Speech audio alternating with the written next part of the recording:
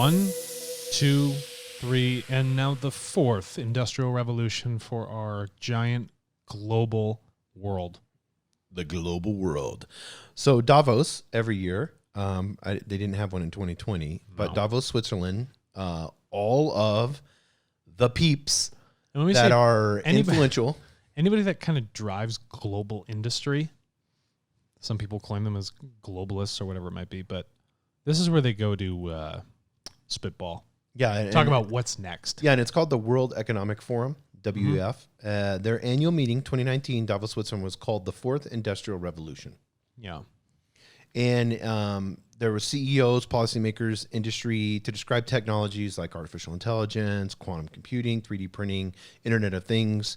And they talked about how companies and government are struggling to keep up. Yeah, the thing is, technology outpaces people's ability to adapt to it.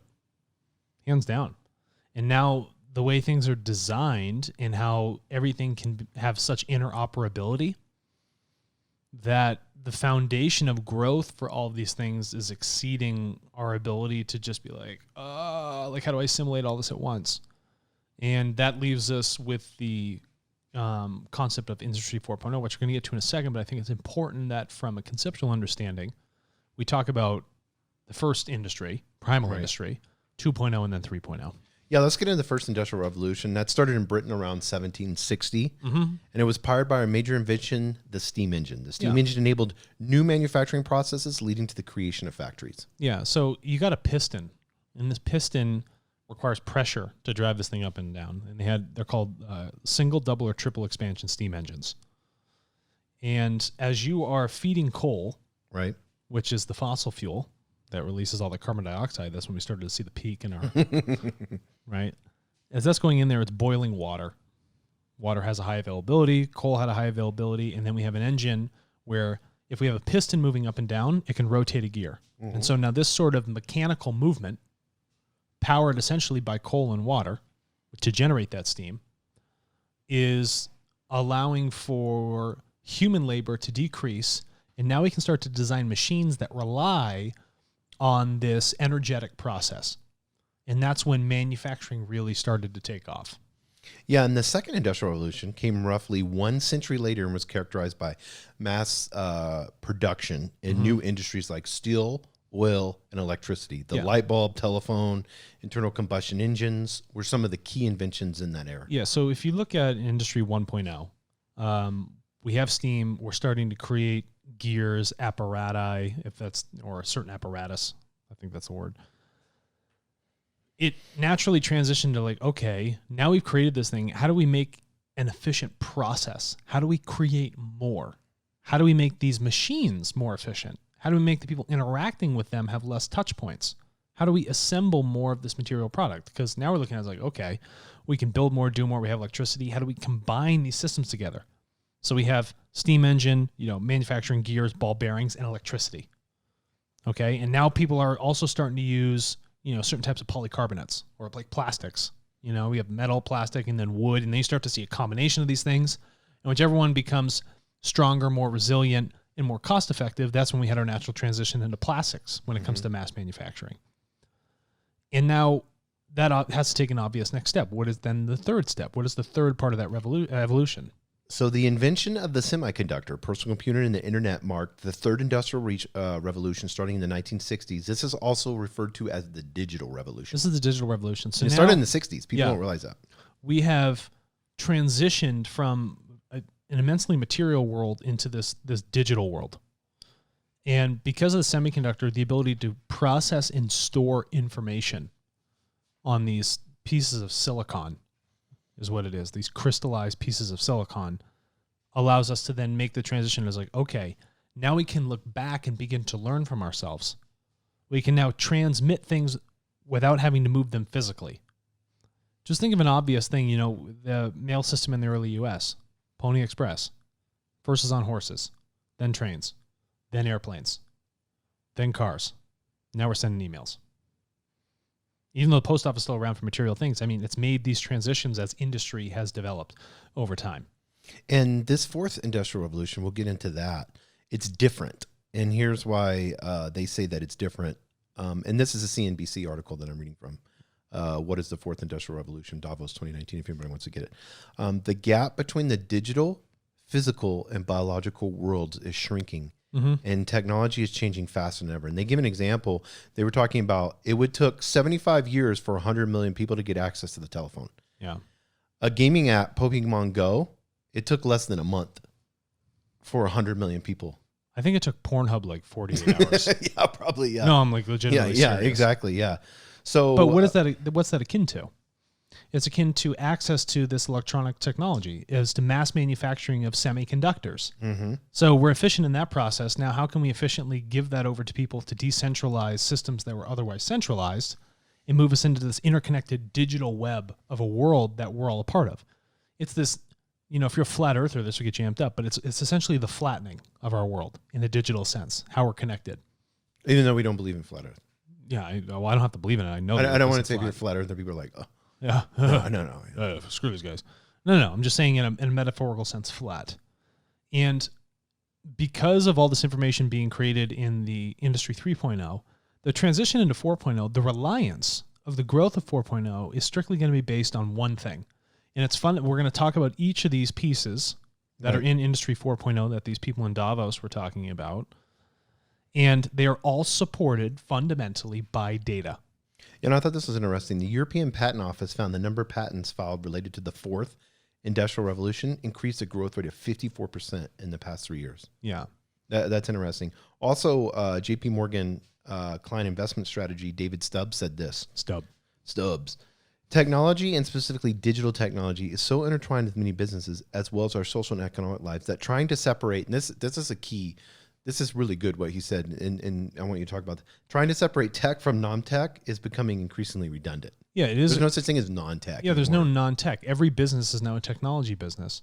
And what you find is that if you don't keep up with that, you're going to disappear. You'll cease to exist. Because the reliance of our society is we're completely reliant on like this sort of digital technology.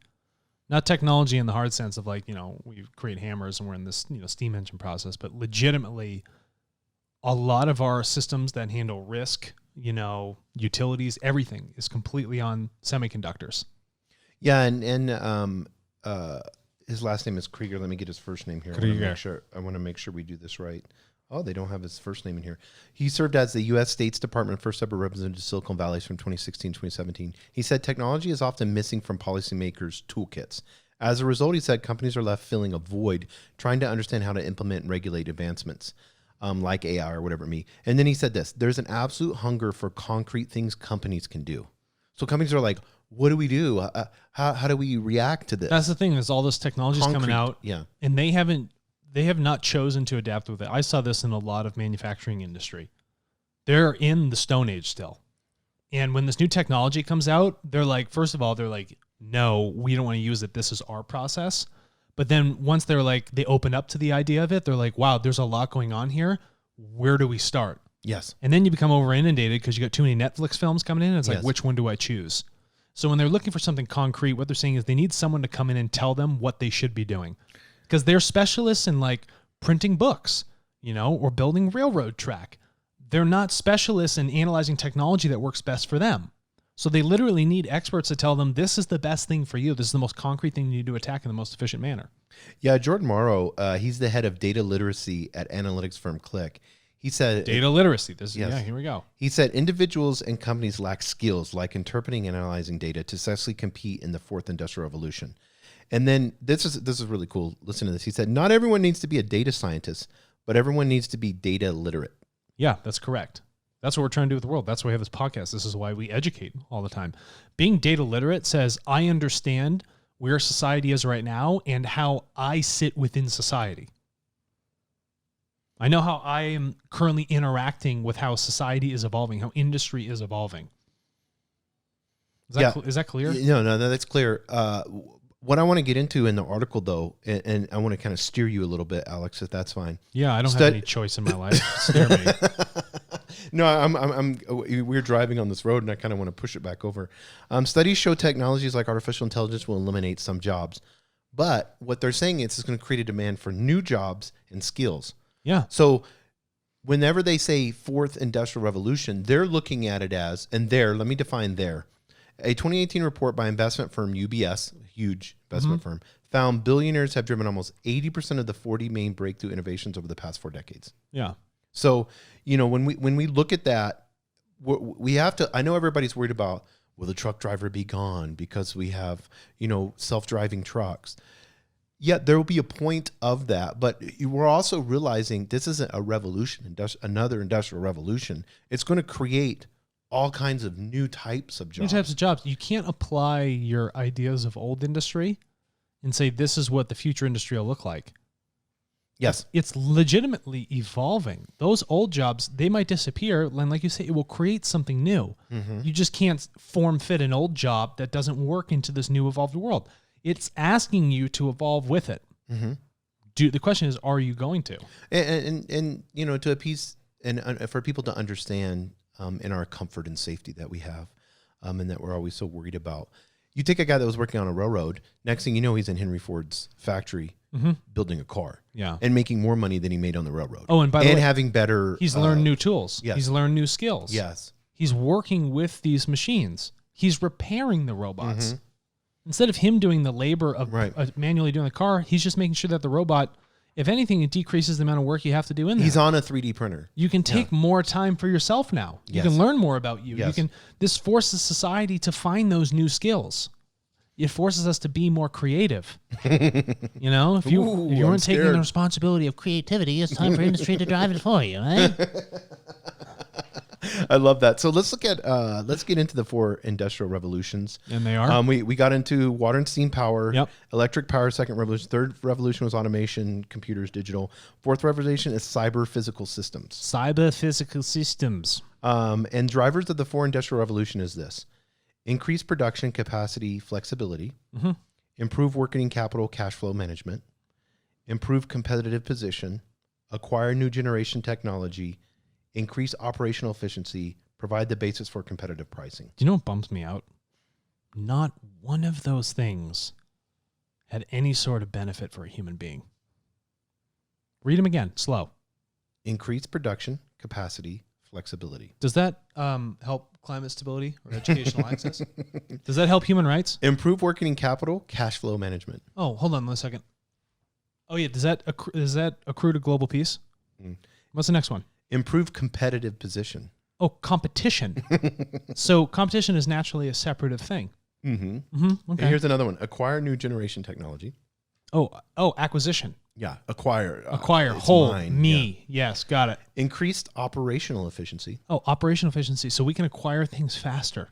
And then provide the basis for competitive pricing. Oh, competitive pricing. Provide Great. the basis for it. Yeah, it's the basis. Yeah. So us doing all these things. Yeah. It's like, how do I create this, kind of false market depending on, all of us, these, small group of companies sharing our technologies with one another. And then I want to get into... Does that not bum you out? Yeah, it bums me out because... Come on. I mean, when you think about it, so right now, let's go into the list and we'll kind of talk in each of these informally. Let's go into the list of all the things that... When we look at this list, I can get excited for humanity. Yeah. If it's done right. If it's used properly. Robotics. Yeah. I can get super excited. Super cool. Yeah. It's going to help people. That guy doesn't have to lift that 300-pound big, huge piece of steel. A robot can do that for them. Dude, neurotechnology, nanotechnology. Yeah. Do I want to see an Iron Man suit? Probably. Yeah. I think they use on the infographic an Iron Man face. Yeah, they do. Yeah. And that's funny because it's this was sent to all the billionaires. They love Stark. All of them want to be Tony Stark. Yeah, exactly. And then bioinformatics. Yeah, bioinformatics. Like, how do we look at us? CRISPR. We're wearing Whoop. Yeah. It's trying to figure out what's going on here, or like, what is it? Yeah, essentially, what does our DNA say? Mm-hmm. What is it telling about us? How do we analyze that? And then how can we have it in real time speak to us to adapt changes? And when we look in the medical industry and you look at that, it's like, you have toilets that are reading waste and then letting you know right in that moment. Because if you're regular, I mean, I don't mean to be mean here, but if you're using the restroom, those are all data points. Every single one of those is data that points. Toilet could sit there with sensors all around it and say, oh, okay, you're off this, your pH is this, I just think the focus is wrong here. yeah. Again, it's about driving technology for an economic benefit. That's what it is. Yes. And, they may come in with well, look, if we're increasing the economy, it's like, no, it just looks like the people that have the technology will be the ones that will continue to grow. What about the people that don't have it? What are the ones that are affected by the waste of this creation of this technology? It's fantastic that it's all here and you're investing in it, but let's talk about how this accrues to the human being, not the business. And not the conglomerate of businesses, not the syndicate. I want to talk about nanotechnology and little bugs that can get in people's ears and kill them. Yeah, and kill them, or in a vaccine. They got a chip injected in me, Yeah, so, and then next is, so it's bioinformatics, nanotechnology, robotics, mass customization. Yeah, mass customization. The flexibility of systems now, like, a lot of companies can create one sort of software tool and then repurpose it for so many different things. TARTLE is mass customization of data. That's what it is. If you need a specific data set, well, you customize it to whatever you want. It's completely bespoke. That's just the nature of it. Things should be that flexible in design. And then the next one is advanced connectivity. And I look at that, we got 5G and we got everything going on. But when I look at that for humanity, and maybe we'll have to do it, I think we should do another episode on taking the fourth revolution and then comparing them with our 7 big problems that the world faces and how that can cure. We'll have to do one on that. I think that would be fun. But advanced connectivity, it's like, okay, let's get connectivity to Africa and some of these other places so they can do e-commerce and business and elevate their life instead of worrying about, are we at 10,000 GB? You know what I mean? Like how fast? We're at 1 million gigabytes a second, but 99% Africa doesn't have internet. Oh, great. You've increased the speed at which the people already have these things to use them even more. But what about the people that have absolutely zero access?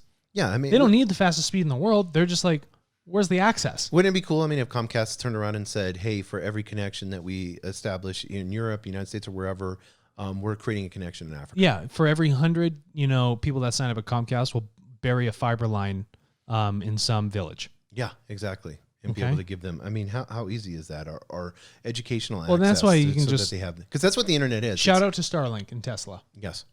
You want to give internet to the globe? Cool. You nailed it. You nailed it. And the more people that begin to use that system, the price has to drop. Yeah, and I want to kind of go through this list. Some of this, we've already talked about Internet of Things. We've done episodes on that. Yeah, it's burnt out. Autonomous vehicles. That's the wave of the future. It's going to take a while. There's so much data that are created in those vehicles. I think a Tesla they said a Tesla can create in a minute more data than a preteen can create in a week. So, you got the streams of data, and maybe that may be part of a satellite thing. Yeah. 3D printing. I like this one, energy storage. Well, we have batteries. I mean, you got to put the energy somewhere. If you are not, I'll talk about, kind of love conspiracy theorists. If you're not getting 0 point energy from the quantum field, you got to do your mechanical process. You have to store that energy somewhere. In some sort of chemical battery. That's it. Okay. And if you don't increase that, well, then it's going to be a hard time for all these technologies that are reliant on recharging things to have that storage capacity. Tesla cars won't be any better if they don't improve the battery. You can make it as aerodynamic as you want, whatever. But if there's not energy storage and the ability to draw from it efficiently, the car's not going to do more than 250 miles. Yeah, and then we look at, we've talked about this before, the new ability with nuclear energy, and then, the amount of energy that's stored in a water molecule.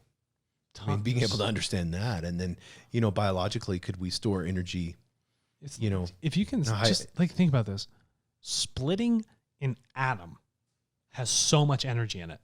How many atoms are in one water molecule? Split that thing up. Boom. Huge boom. Yeah. Right? And that's the concept of... all right, I've got a sidetrack here. Side note. This is perfect. Nuclear technology has matched very well the mindset of human beings. We like to split things. Extract and split. We like to extract and split. We're in a world of putting things into buckets, isolating, right? That separative view, that completely binary view of life. And then you look at fusion technology, which has been so difficult to get into any sort of, public application, because that's a bringing of things together. It probably will never happen until we change our entire other mindset of what unification really means as a race. Mm-hmm. I have to touch on this. You watched a documentary the other night on, alien abductions and stuff like that. Mm-hmm. Or, there's a pretty big group of people out right now. They're like, we want disclosure. We want this technology. And I thought about this. We don't even know how to unify each other on the most basic stuff outside of technology. Why would I hand you this sword that can be used for bad or good if you still can't understand the most basic things? Why would I hand you anti-gravity technology if you cannot manage yourselves properly, with just like a handgun?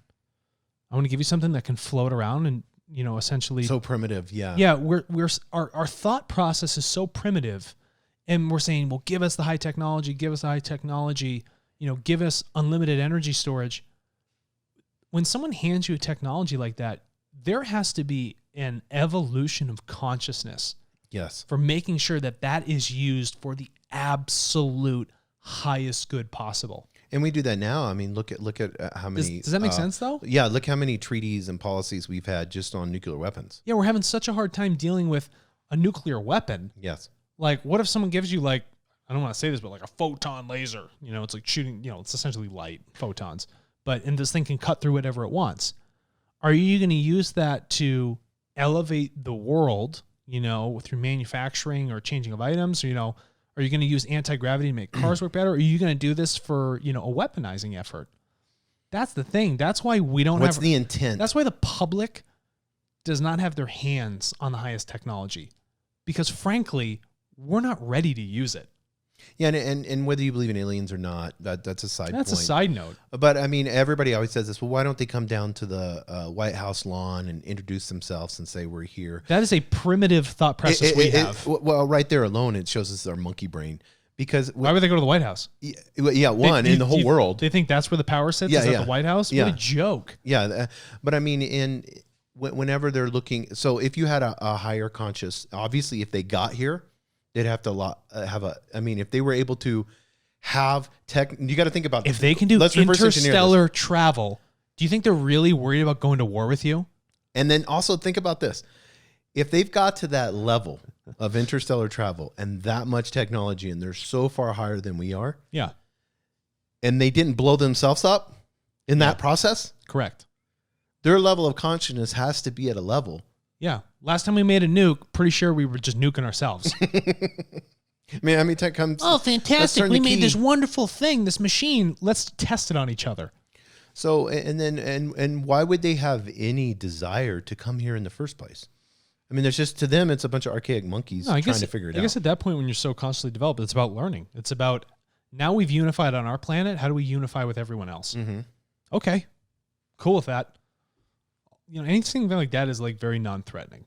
But, when we look at high technology industry 4.0, how are we going to use the new tool? How are you going to use the new sword? Is it for good or for bad? In all seriousness, what sort of picture are we going to paint for ourselves? Are we going to really use this technology to evolve human beings, or are we going to use this technology to evolve technology? And we'll end in this, but this is a sad statement. Here's another one. It says this: highlights of the Global University Alliance, quantitative and qualitative analysis of 1,398 companies from 26 countries across 17 industries by analyzing, what do you think the first word is? By analyzing profits. Here it is: investment, performance, current behaviors, patterns, and future intent. Mm-hmm. The future intent I'm good with, but that's the last one. Why is that the last one? Why is intent the last one? Why is intent not the first driver? Mm-hmm. You cannot have any sort of action without thought first. Mm-hmm. Thought creates intent. Why is thought the last thing? Why is money before thinking?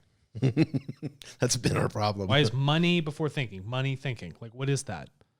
I'm telling you, the whole thing needs to be inverted. Industry 4.0 needs to be inverted. Glad all these people at Davos are saying that's great with all this high technology. Where's the investment going? What's our return, right? But what is the actual benefit for human beings and the unification of us in fixing these big 7 problems we have in front of us that we've all created? None of those sound like any sort of direct solve. None of them were even painted in the light of solving those major issues. No, we're following in the step of our ancestors because we're saying we have this new technology. Now let's profit from it. Yeah. So, I mean, this is the 4th time around we've done this. This is like your focus 4 times in a row. Please. To be the latest and the greatest, to have it, and we have it, and no one else has it. So we'll be the richest. Smarten up. Yeah, we need more billionaires. I mean, at the end of the day, there has to be a level of consciousness that permeates throughout each of these companies and these governments that says our main priority is to help our citizens. Yeah, we do not need... Let's elevate our citizens. Yeah. Jason, we do not need more rich people. We need more people rich in creativity to focus on these things, not to focus on acquisition of some sort of predefined value that society says is beneficial for all. Yeah, and you brought this off the air, but I want to bring it, and then we'll close because we're 26 minutes on this episode. I knew this was going to be a heavy one. Yeah. You mentioned something the other day, and I thought it was so beautiful, and I've been thinking about it constantly for the last 3 or 4 days. You said, "What would possess a person that thinks that this river is sacred in their religion?" And then that same person would walk and throw trash in it. Yeah. And I just began to think about that and really begin to think about it. And the more you think about it, and I'm not going to say think about it anymore, but I said it like 10 times. But the more you contemplate on it, that's the problem. Mm-hmm. It's like all of us know what's good for us. Yeah. But the choices that we make daily, the responsibility that we have to make daily, we choose to go for profit. Yeah. And we can sit here and we can blame these corporations. We can make fun of these billionaires. We can talk about the World Economic Council, Davos, and say it's all their fault. It's not their fault. It's our fault. We're the ones throwing the trash in that river. Yeah. And you want to know why? Because profits it's becoming easier to get that profit. It requires minimal effort, but it takes a little bit extra effort to put that trash where it belongs. It takes a little bit extra, just a sliver more, 1 degree of extra effort to start putting us in the right direction. Because you may blame these billionaires. I'm not blaming them. And yeah, I guess, one mate was at 100 billion and now they're worth 400 billion. You did the same thing. You were getting paid $15 an hour. Now you got a new job and you're paid $25 an hour. What are you doing? Buying more stuff. Are you thinking in any of that process how it's going to elevate humanity? No. So we're doing the same thing. And it all boils down to each and every one of us taking responsibility for the things that we do consume. Yeah. Taking responsibility for those things that we do in our everyday life and stop throwing the damn trash into the river. Yeah. We're polluting our own river.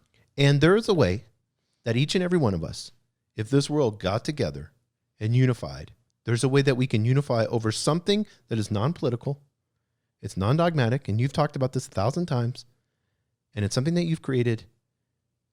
How can we, as humanity, not only save ourselves, but collectively get together and change our daily lives? Yeah. Remember how we talked about economics and then thought, intent? The key is to now use a tool where thought and intent sit up here, and then that trickles down to the economics. I don't want trickle-down economics. I want trickle-down thought. And that thought creates our data, creates our interactions, creates everything we do in this world. That is the focus. And that tool is something that is readily available for anybody across the globe that has access to the internet. Any person. You got a smartphone, computer, tablet, web TV, go ahead. Get on it. And start showing how that data, that thing that you have power over, can be put in the right direction. If you have a piece of plastic you're going to throw in the river, stop. Think about the thought that drove you to get to that point. And share that data about that thought. Share that data about your processes, about your behaviors, what you consume. Because if we can all better understand this as a collective, we can start to take all the pollutants out of that water. We can now bring that river back to a state of what it means to be sacred. Don't tell me it's sacred and it's just plagued full of trash. Nothing sacred about that. Don't be a hypocrite. Okay? Use the tool that's ready for you. It's called TARTLE. It doesn't cost you anything to use it. It's right there for the taking. So you're going to step up and be responsible as a human being, as a collective of human beings, to say, this is where we want to go. This is how we define what our future will look like, not someone else defining it for us. Perfect.